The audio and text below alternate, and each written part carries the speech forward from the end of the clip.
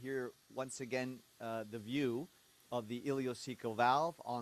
At 3 o'clock, you see where you enter into the terminal ileum. We'll advance the scope a little bit forward and then very slowly push in. Have Ruby hold the scope so it doesn't slip back. Keep a little bit of forward pressure, and we'll now once again turn in towards the terminal ileum, and hopefully we'll be able to make that angle to enter into the TI.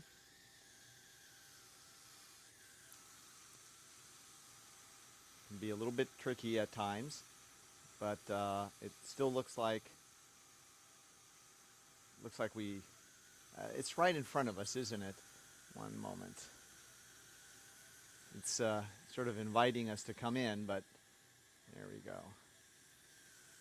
Small movements and turning in there. So we have to push in and then go up a little bit there. This looks very nice, and now it's just a little bit of upwards movement using water to distend the lumen slightly, and there we go. Now we're inside.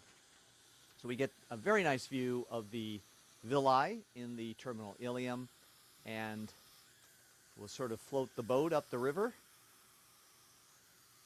It's tortuous. It's a more narrow lumen, of course. Same principle of torquing slowly and advancing.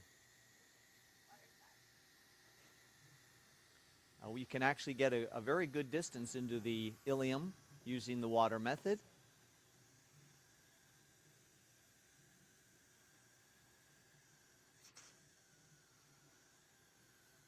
And we avoid, of course, pushing into loops, just as we did in the colon.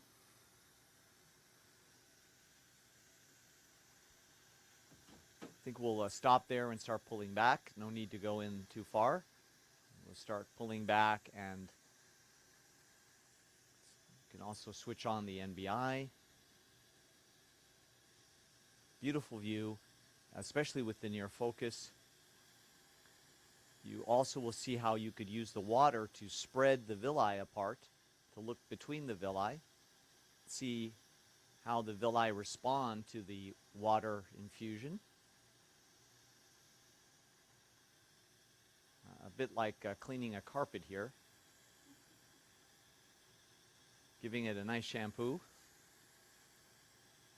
So this is a water interrogation of the mucosa.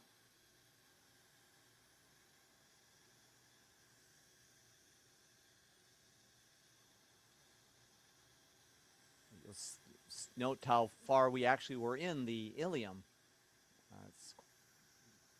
We're quite a distance in there, up there, and with virtually no effort. So this underwater method actually is a nice alternative. So look here in the with water filling. You see how the IC valve is oriented towards the operator.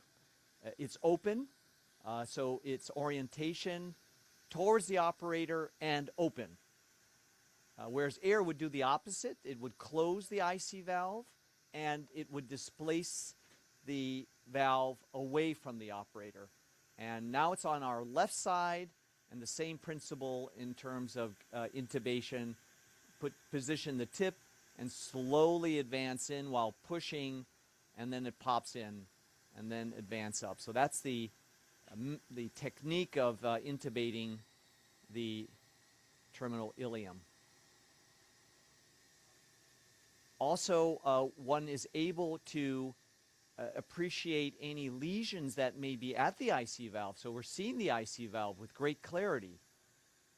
And this also lends itself to removal of laterally spreading tumors, polyps at the IC valve, or even at the junction of the terminal ileum, because the terminal ileum is slightly everted into the colon. So I think this gives us a whole different perspective of the IC valve. Note a little polyp here at 12 o'clock. I believe such a polyp could easily be missed